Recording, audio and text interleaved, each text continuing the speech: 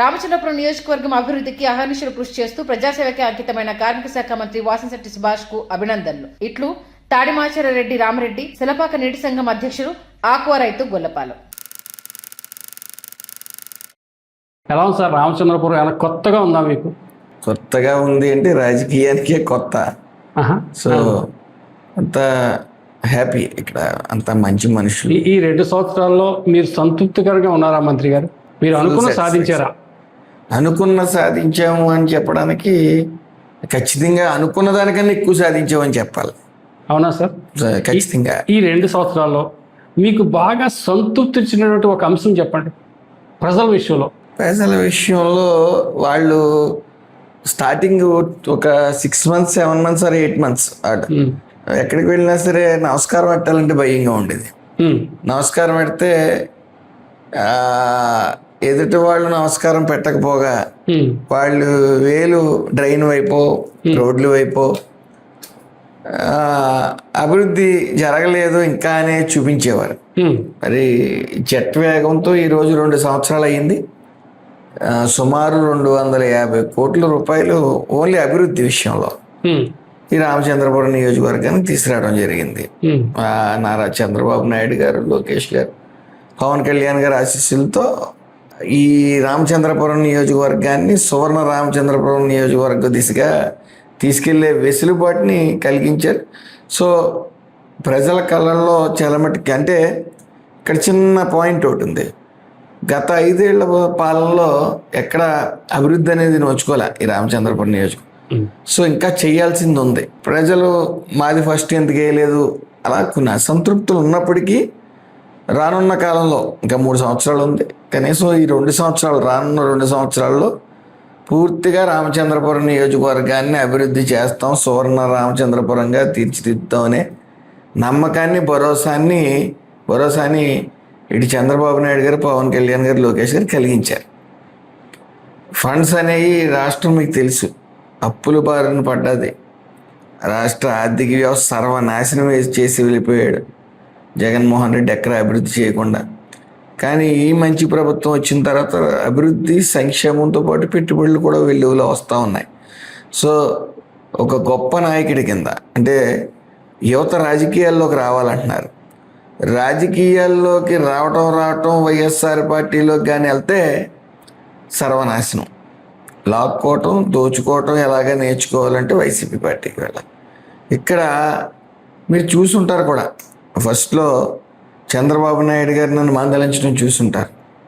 అంటే ఆ పార్టీ నుంచి వచ్చాను కాబట్టి అలసత్వం ఇవన్నీ అలవాటు పడిపోయి, అలసత్వంతో ఉన్నప్పుడు ఆయన ఇక్కడ చెల్లో ఒళ్ళు వంచాల్సిందే, పని చేయాల్సిందే, నడుము బిగించాల్సిందే అని చెప్పిన తర్వాత ఆయన చూసి నేర్చుకోవాల్సింది ఎంతో ఉంది. అలాగే ముఖ్యంగా చంద్రబాబు నాయుడు గారిని 75 సంవత్సరాల వయసులో ఆయన పడే కష్టం, సుమారు నాకు తెలిసి ఒక 6 hours పడుకుని 6 hours రెస్ట్ మోడ్లో ఉంటున్నారేమో. నిరంతరం ఈ రాష్ట్ర శ్రేయస్సు కోసం పనిచేస్తూ ఉన్నారు. అలాగే లోకేష్ గారు, ఆయన అంటే ఇన్స్పిరేషన్, అంటే బెస్ట్ ఇన్స్పిరేషన్ నాకు లైఫ్లో లోకేష్ గారు. ఎవరికైనా సరే ఆ విమర్శల్ని పువ్వులుగా మలుచుకుని ఈరోజు ఏదో అంటారు కదా, రాడ్ని ఉలి దెబ్బలు తగిలితేనే శిల్పం అవుతుంది. అలాగా మేధావులు సైతం నోరు మీద వేలేసుకుని ఒక 5 years బ్యాక్ లోకేష్ గారైనా అనేంతగా మార్పు చెందారు. అలాగే పవన్ కళ్యాణ్ గారు. మీకు చంద్రబాబు నాయుడు గారితో బాండింగ్ ఏంటి చెప్పండి? బాండింగ్ ఫస్ట్ ఎప్పుడు మాట్లాడుకున్నారు మీ ఇద్దరు కూడా? ఫస్ట్ పార్టీలోకి వచ్చాక మాట్లాడారు. అంటే అమలాపురంలో మీరు ఒకప్పుడు వైసీపీకి పనిచేశారు. అంటే పినిపే విశ్వరూప్ గారు కూడా ఉండేవారండి. అంతకుముందు ఏదైనా వైసీపీ నాయకులతో మీకు సంబంధాలు ఉన్నాయా? లేవు. విశ్వరూప్ గారితో మీరు ఉండేవారు. అమ్మగారు కౌన్సిలర్గా కూడా పనిచేశారు, చైర్మన్గా కూడా ప్రయత్నం చేశారు. ఆ టైంలో జగన్ గారితో మీకు ఏదైనా బాండింగ్ ఉండేదండి? వెళ్ళి కలవటం? జగన్ గారితో మంత్రులకి, ఎమ్మెల్యేలకి లేని బాండింగ్ మాకు ఎక్కడ వస్తుంది? కార్యకర్తలకి ఎక్కడ వస్తుంది? లేదు, ఎప్పుడు కలలేదు. అసలు డార్క్ రూమ్ పరిమితం. ఆయన చైర్మన్ పైరువీలు ఓన్లీ అప్పటి మంత్రి విశ్వరూప్ గారితో చేయించారా మీరు? అంతే.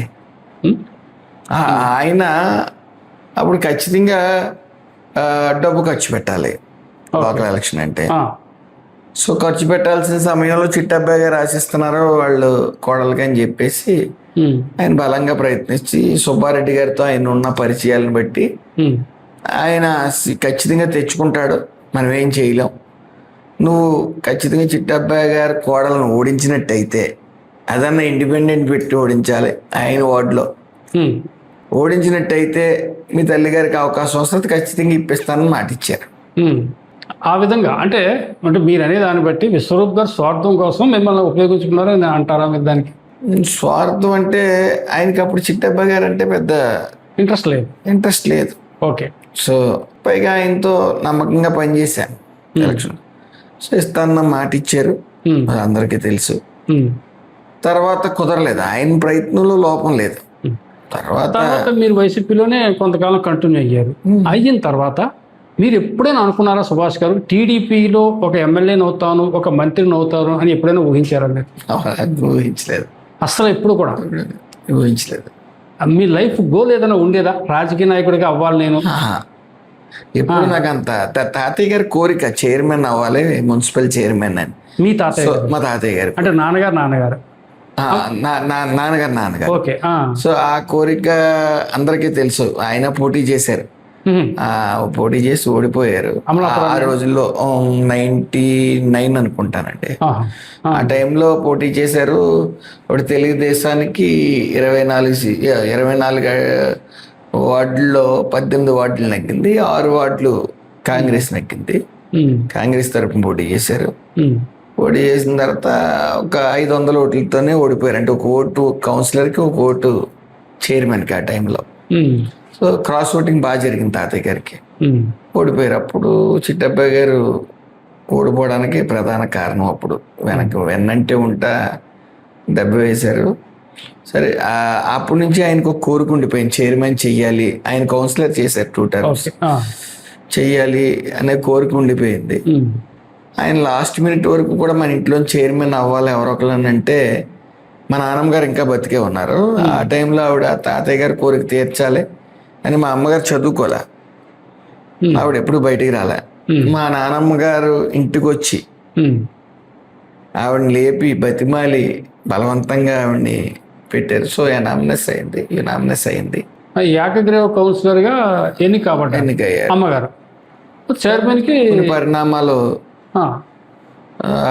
చిట్టబ్బాయి గారు ఓడిపోయారు.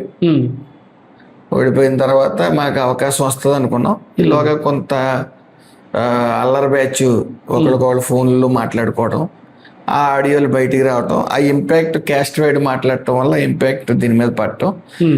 అప్పుడు ఈ కోనసీమ అల్లర్లో అండి ముందు అప్పటికి కోనసీమ అల్లర్లకి దీనికి సంబంధం లేదు. సో తర్వాత సో విశ్వరూప్ గారు ట్రై చేయడం, మాకు ఇమ్మని చెప్పి అడగటం, పైకి వీళ్ళు కూడా అడిగారు.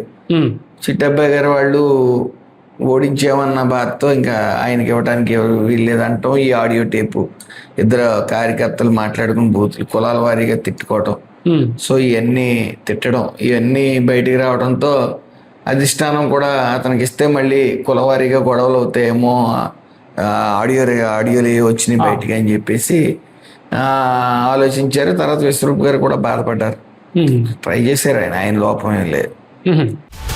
హలో, తెలుగు రాజ్యం ఛానల్ చూస్తున్నారా?